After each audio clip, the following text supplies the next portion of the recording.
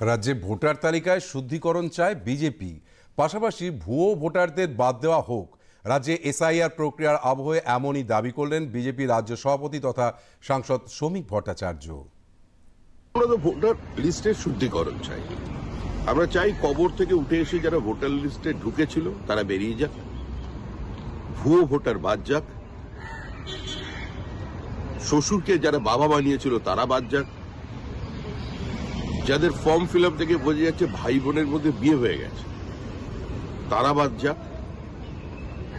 সামগ্রিকভাবে অনুপ্রবেশকারী রোহিঙ্গাদের বাদ দিয়ে পশ্চিমবঙ্গের মানুষ একটা বিশুদ্ধ ভোটার লিস্ট পাবে।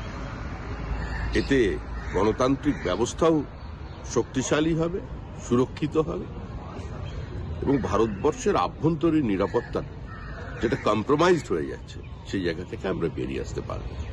আমার মনে হয় এ নিয়ে কোনো রাজনীতি করা উচিত নয়।